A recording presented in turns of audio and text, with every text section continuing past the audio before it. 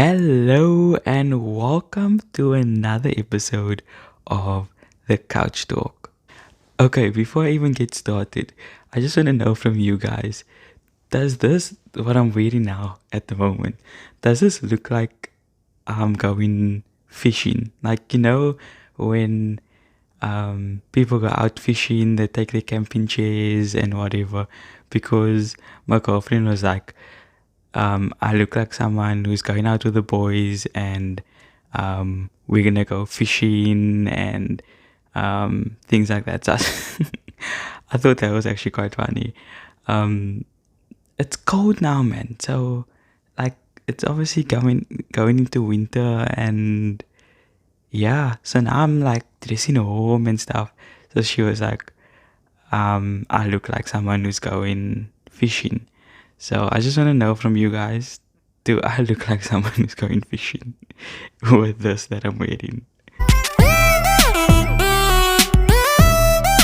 Check it out! Hey, so the Everton and Leicester game just finished in a relegation 6-pointer. It ended up in a 2-all draw. You could see both teams while they were at the bottom.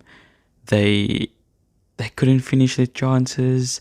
They had so many shots at goal, and yeah, none of them took their chances. So I've been looking at the fixtures, and I just want to say, so there's about 4 teams still left in the relegation battle, in my opinion, and that's Everton, Leeds, Leicester, and Forest. So Leeds and Everton both have Man City to come. So that means they need to get points somehow there. I don't think they're going to get any points there. So that means they are left with 3 games. Then Leeds have Newcastle. Leicester have Newcastle. I don't think either of them are getting any points over there. So who are we thinking will go down? Because at the moment I have Leeds to go down. I don't think they can get enough points from now until the end of the season. There's only 4 games left. And I have Southampton. I think they're down already. And then I also have Everton at the moment. But like the thing is, my mind has been changing like weekly. So yeah, I think probably Everton and Leeds, they have the toughest run in. Because Everton have Man City and Brighton up next. Whereas Leeds have City, they have Newcastle, they have West Ham and Spurs. I think they can get something out of that Spurs game on the final day. Desperation. And then possibly Leeds will possibly get something out of the West Ham game. And why I say so is because West Ham will have, so from now until that game, West Ham will be playing midweek and then weekend. They also have the semi-final second leg against AZ Alkmaar. So Leeds might target that West Ham game and think we can get something out of that game. West Ham are going to need to play the strongest team in the semi-final. So while they have the legs in that game against Leeds, I think West Ham will be fine by then. But yeah, I just think that could possibly be a game that Leeds target, but I'm not sure. I just don't see Leeds getting enough points. Forest might get a win against Southampton this weekend. Oh, sorry, they play on Monday. And then maybe they will get something against Chelsea. Chelsea haven't been doing well. So Forest could be safe in that regard. But then it's between Everton, Leeds and Leicester. I do think Leicester have enough quality to possibly get like enough points. I think they can get 5 points from now until the end of the season. So I think you're probably gonna need 35 points to get out of the relegation zone. And Leicester have a much better goal difference than Everton and Leeds, Forest as well. So yeah, let me know who you think will be going down. Like I said, I have Leeds, Southampton, and Everton at the moment to go down. Yeah, and then let's turn our attention to the title race. So Arsenal and Man City. I didn't do an episode after the Arsenal and Man City game, but yeah, that was, for me, that was very, it was like eye-opening, and especially for Arsenal, because I don't think they showed that they have the quality to, they'll win a lot of their games. But when it comes to Man City have the know-how, they have the squad depth, they have the manager, and then they have the quality on the pitch, like Haaland and De Bruyne showed. So yeah, I think I said, I'm not sure if it was in one of my previous episodes, or if I tweeted it, but I remember saying that I find similarities between this Arsenal side and the Liverpool side of 13-14, that missed out on the title under Brendan Rodgers. And why I say so is because both sides are very young. Well, that Liverpool side was very young. This Arsenal side is very young. Both young managers. Brendan Rodgers was a very young manager back then, and Arteta as well. So yeah, I just think experience at this time in the season counts for so much, and especially if you're going up against City in a title race. So I do think, for me, the title's done. I actually think Arsenal, City might beat Arsenal to the title by like 5 points. I can just see that happening, unless there's a shock around the corner. But normally when City's in this position, they keep winning. We've seen it in title races against Liverpool, and yeah, I mean, there was one season when City won like 17 out of their last 19 games. So yeah, I just think Arsenal, to me, they still had a very good season. I'm not gonna write their season off and say, oh, that's been a failure. This is their first step towards the title. It's just whether they can improve their squad now and add even more quality on top of the quality that they have at the moment. And though I have a bit more experience going into next season. But the thing is, there will be Newcastle, that will strengthen. Liverpool will strengthen. United will strengthen. Chelsea will get a new manager, and try and iron out their issues. So there's that as well. So it's gonna be tougher next season. So yeah, I just think that Arsenal this season it was their best chance to win the title. But yeah, I just think City now, they probably ran away with it. And they are on for a treble at the moment. But we know Real Madrid in the Champions League, they will look dead and buried in the league. But when it comes to Champions League, they're a different beast. So yeah, that's gonna be a very good tie. And then they have United in the FA Cup. Yeah, so I think the title's done. And then coming into the top four, I think at the moment, the way it is, I think it will end like that. I do think Newcastle and United will finish third and fourth. And then Liverpool will finish fifth. And then I'm hoping Brighton get that sixth spot because they've done an incredible job this season, especially after losing Potter. And then Trossard going to Arsenal.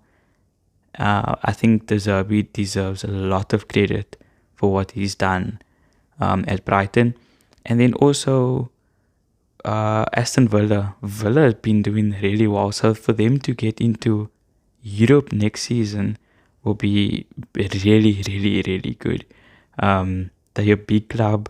They have Unai Emre there now, who has done an incredible job himself.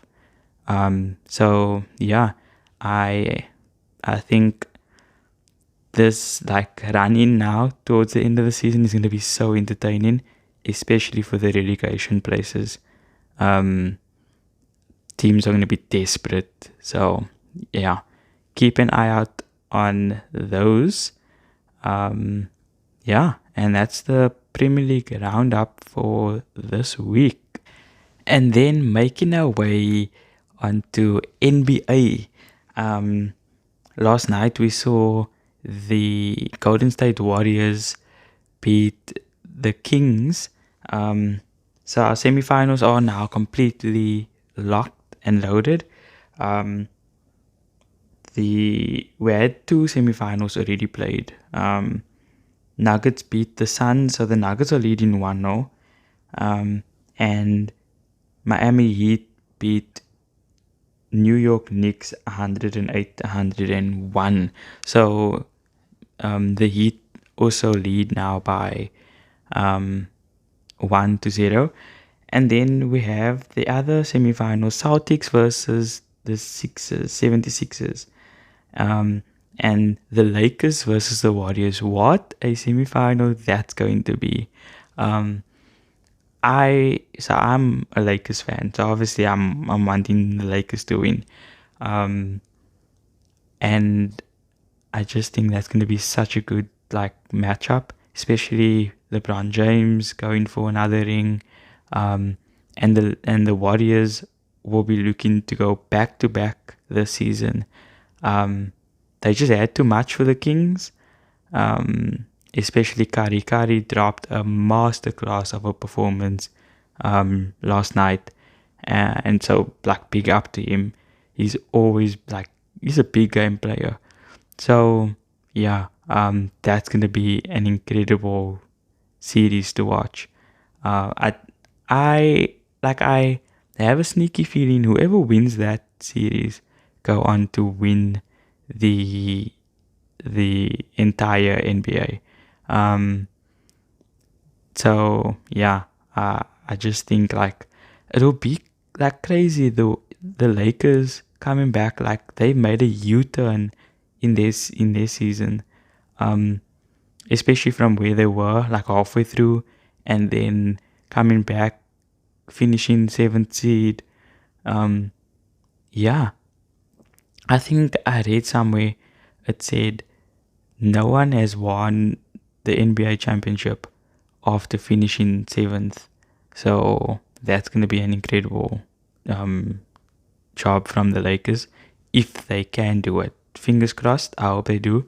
But yeah, I just think like there's so many like good matchups in these semifinals. So keep an eye out on that as well. And then finally we had F1 weekends again. So it was the first F1 weekend in, I think it was a month. I actually I don't know why did we have such a long break? If anyone can if anyone knows, please let me know. Yeah, but anyway, so it was actually, let's be honest, it was a very boring race. For the most part, the only thing was Nick de Vries causing a safety car. That was the only highlight of the race. So Perez won in Baku. Perez is like if every circuit was a street circuit, I reckon he wins like all the championships because he's so good on street circuits. So yeah, there's a Red Bull 1-2, Perez number one, then Verstappen and Leclerc finishing podium as well. Fourth, Fernando Alonso, Sainz, Hamilton, Stroll, Russell, Norris, and Tsunoda all finishing in the points. So yeah, again, we haven't seen much from Mercedes so far this season, which is surprising. But I think we might see a bit more from them in the coming weeks. It might be too late, like last season, where they started like competing towards the end, but it was way too late. So yeah, Ferrari getting points, Leclerc finishing a race. I know Ferrari fans always they always like it's really tough being a Ferrari fan. I see it like firsthand because my girlfriend is a Ferrari fan. So yeah, so it was a good finish for Leclerc. The Red Bulls are just too fast. It's like driving a rocket ship at the moment. Perez and Verstappen, I think at one point, once Verstappen went past Leclerc, Perez and Verstappen pulled out like, what was it, a 15-second gap? That is massive. So yeah, Miami up next. That's this weekend. So at least we won't have to go without another F1 race weekend, which is going to be entertaining. I know for South African viewers it's going to be in the evening. I think it's a 9 o'clock race. So yeah, that'll be quite something to watch. Hopefully this is a much more entertaining race than what we got in Baku. But yeah, big up to Perez. I'm happy that he won. And big up to Red Bull for finishing 1-2 on the podium. And then just finally we have the URC quarterfinals this weekend. So it actually kicks off on Friday, sorry. Ulster versus Connacht. Then on Saturday, the Stormers versus the Bulls. So please, guys, if you don't have any plans for Saturday, and you are massive Stormers fan and you are able to go to the game, please pull up in your numbers. It's a north-south derby. The Stormers and the Bulls. We know how big it is. Yeah. Please come out, support, and back the boys. Let's go to another semi-final. We reached the semi-final last season. Let's do it again and hopefully win the whole thing. So yeah, that's happening at DHL Stadium on Saturday, 3:30. And then we have Leinster versus Sharks, and lastly, the Glasgow Warriors versus Munster. Yeah, I'm hoping that we somehow get a home semi-final for the Stormers. But then we'll have to hope that Ulster lose, which I don't really see happening. But you never know in sport, anything can happen. So yeah, that's URC, and yeah, that is it for this week. So yeah, thank you for watching. Don't forget to please like, subscribe, and turn on your post notifications. It really helps out the channel, and I just want to say thank you for those who have been here since day one. Big up to you. I appreciate you, and I'll catch you on the flip side.